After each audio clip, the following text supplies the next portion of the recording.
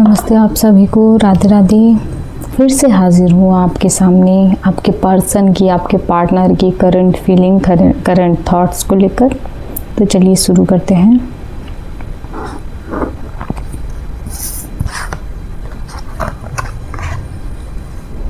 Old school, ठीक है। आपकी जो पर्सन है ना, उनकी कंडीशनिंग ही ऐसी हुई है, उनकी कंडीशनिंग ऐसी तरीके से हुई है कि वो पुराने ख्यालात के हैं थोड़े, ठीक है।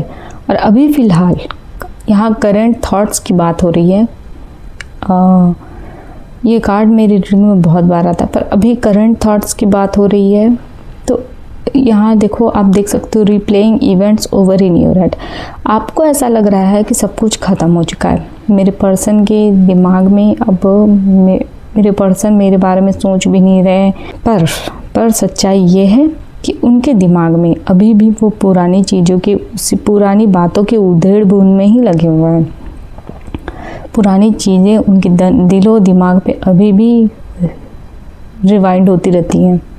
वो बार बार पिछली बातों को याद कर कर के परेशान होते हैं, बार बार पिछली बातों को सोच सोच कर उनको मन ही मन रिवाइंड करते हैं।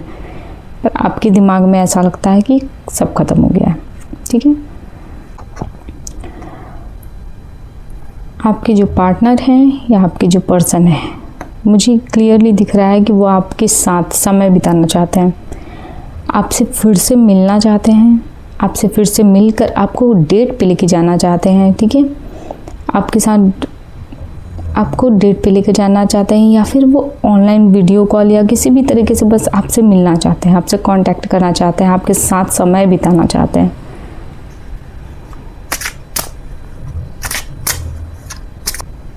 कट डाउन का जो कार्ड दिखा रहा है वो ये शो कर रहा है कि आपके जो भी पार्टनर हैं, जो भी हस्बैंड है या पार्टनर है या पर्सन है, जो भी है, अभी फ़िलहाल आप लोग सेपरेशन में हो, ठीक है।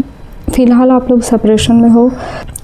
आपकी तरफ से और उनकी तरफ से, दोनों की तरफ से साइलेंट ट्रीटमेंट चल रहा है अभी। और वो जो पैटर्न चल रहा है ब्लॉक अनब्लॉक का, या बातचीत बंद का, फिर ब्रेकअप पैचअप, जो भी पैटर्न चल रहा है ना, उस पैटर्न को अब वो तोड़ना चाहते हैं, ठीक है।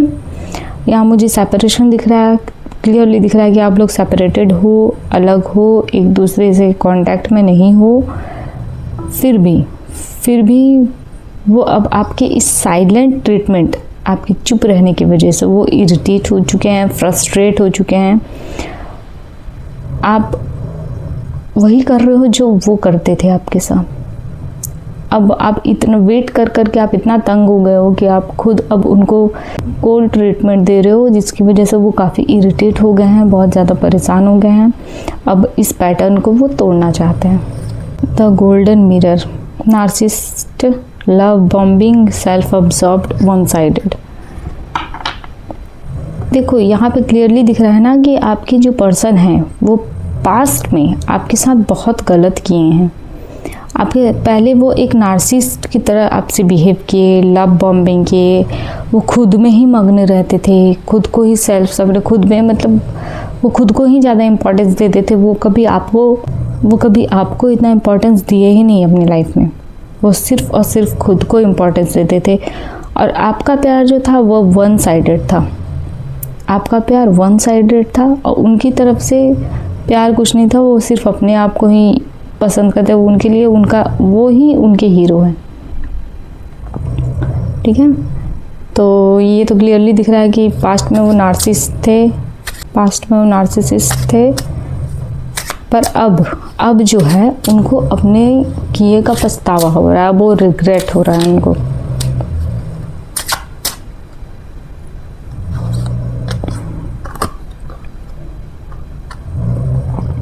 हैमर, देखो हैमर का कार्ड आया है। जब पत्थर पे हथौड़ी लगती है, जब जिंदगी का चोट लगता है ना लोगों को, तभी वो इंसान सही रास्ते पे आता है।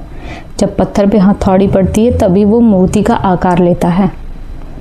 तो ये क्लियरली दिख रहा है कि आपके जो पार्टनर थे वो पहले ऐसे थे, सेल्फ ऑब्सेस्ड, नार्सिसिस्ट, इस टाइप के इंसान थे। आपका प्यार वन साइडेड था, पर अब जो है उनको लाइफ का इतना मार पड़ चुका है ना, लाइफ का इतना, यूनिवर्स का ऐसा थप्पड़ पड़ चुका है कि अब उनको समझ में आ रहा है, वो खुद के ऊपर काम कर रहे हैं, खुद को सुधारने की पूरी कोशिश कर रहे हैं, खुद को सुधार रहे हैं, वो खुद को फिर से बना रहे हैं, नए तरीके से खुद को तैयार कर रहे हैं। ठीक है, एक नए तरीके से खुद को तैयार कर रहे हैं, खुद को बना रहे हैं, वर्किंग ऑन इट, रिपेयरिंग, खुद को बदल रहे हैं, खुद को सही करने में जुटे हुए हैं वो, ताकि वो नार्सिसिस्ट ना रहे, एक बेहतर इंसान बन के आपके सामने आए, उसके लिए खुद को तैयार कर रहे हैं वो। द स्नेक, मुझे यहाँ पे थर्ड पार्टी सिचुएशन भी दिख रही है।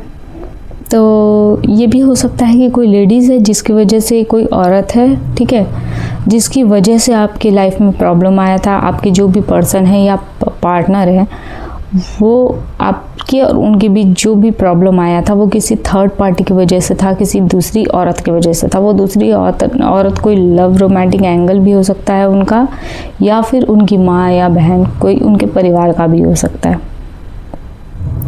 और उसी लेडीज़ की वजह से, उसी औरत की वजह से ये सारा प्रॉब्लम स्टार्ट हुआ। पर अब उनको समझ में आ गया है, वो जो थर्ड पार्टी थी ना, जो थर्ड पार्टी था या थी जो भी, उसका असलियत अब आपके पर्सन को समझ में आ गया है। उस थर्ड पार्टी का सच्चाई, उस थर्ड पार्टी का हर चाल आपके पार्टनर को समझ में आ गया है, वो समझ चुके हैं। Coffee, new beginnings, liberation, reborn and transition, tragic ending. ये दिखाता है, ये कार्ड ये शो करता है कि आपके लाइफ में अब न्यू बिगनिंग आ रहा है। ठीक है, ये सारी चीज़ें हो गई, आपके हस्बैंड को, आपके पर्सन को, आपके जो भी पार्टनर है, उनको सारी सच्चाई पता चल गई, वो खुद को सुधारने की भी कोशिश कर रहे हैं। अब वो एक नई शुरुआत चाहते हैं आपके साथ, खुद को बदल रहे हैं, ट्रांजिशन आ रहा है। ठीक है, और पुरानी चीज़ों को ख़त्म करके वो एक नई शुरुआत आपके साथ करने की कोशिश कर रहे हैं, एक नई शुरुआत आपके साथ चाह रहे हैं। Wedding rings, union and marriage, soul connection, everlasting love. मुझे ऐसा दिख रहा है कि वो आपसे मिलेंगे, आपको प्रपोज करेंगे। रीयूनियन दिख रहा है मुझे, क्लियरली रीयूनियन दिख रहा है। मैरिज का कार्ड भी है ये, तो हो सकता है वो आप शादी के लिए प्रपोज करें, आपको रीयूनियन हो। आप दोनों का ना जो सोल है ना, वो कनेक्टेड है, आप दोनों का सोल कनेक्शन है, और प्यार आप दोनों का बहुत मजबूत बॉन्ड, बहुत मजबूत कनेक्शन है आप दोनों का एक दूसरे से। इतना आसान नहीं है आप दोनों का रिश्ता को तोड़ना, आप दोनों के रिश्ते को तोड़ना इतना आसान नहीं है। आप दोनों का कनेक्शन बहुत ही मजबूत है, और वो अब आपको मैरिज के लिए प्रपोज करने की सोच रहे हैं, रीयूनियन की सोच रहे हैं। बहुत जल्द मुझे वो आपकी तरफ आते हुए दिख रहे हैं, और रीयूनियन और मैरिज के बारे में उनका ख्याल है। दो लास्ट कार्ड निकालते हैं। लव एंजल गाइडेंस आपके और आपके पार्टनर के लिए। Love angel guidance, balance, take a leap of faith. तो लव एंजल गाइडेंस ये है कि आपको बैलेंस बना के चलने की ज़रूरत है। There needs to be a healthy balance. आपके फिज़िकल, इमोशनल और स्पिरिचुअल इंटीमेसी, आप दोनों के बीच जो भी फिज़िकली, इमोशनली जो भी रिलेशनशिप है, उसमें बैलेंस बनाकर चलिए। वो हेल्दी होना चाहिए, मतलब ओवर डिपेंडेंट उनके ऊपर मत होइएगा। किसी को भी किसी दूसरे इंसान के ऊपर ओवर डिपेंडेंट नहीं होना चाहिए, फिजिकली हो, इमोशनली हो, किसी भी तरीके से। ठीक है, तो आपको लव एंजल गाइडेंस आपके लिए ये है कि आपको बैलेंस बनाकर चलना है, ज़्यादा डिपेंड ना हो किसी के ऊपर, कि वो इंसान अगर किसी तरह का कुछ बोल दे या कुछ कर दे तो आपका जीवन ही दुख से भर जाए। ठीक है, और दूसरा है take a leap of faith. Only when you are willing to step out of your comfort zone will you reap great rewards. एक लीप ऑफ फेथ लो, ठीक है, और अपने कंफर्ट जोन से थोड़ा बाहर निकल के कोई काम करो, तब जाकर आपको ये नहीं कहा जा रहा है कि आप कोई रिस्क लो। अपने कंफर्ट जोन से बाहर जाकर सोचो, अपने कंफर्ट जोन से बाहर निकल कर उसके बाद उस नज़रिए से दुनिया को देखो। ओके, तो ये रही उनकी करंट फीलिंग। जैसा कि आप देख सकते हैं, पहले वो नार्सिसिस्ट थे, फिर उसके बाद अब उनको जब से अपनी गलती का एहसास हुआ है वो खुद को सुधारने की पूरी कोशिश कर रहे हैं।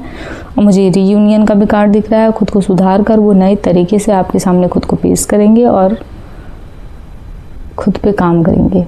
तो ये रही रीडिंग। इस रीडिंग से अगर आप रेजोनेट किए हो तो लाइक शेयर सब्सक्राइब कीजिएगा। मिलते हैं नेक्स्ट वीडियो में। नमस्ते, राधे राधे, गुड बाय।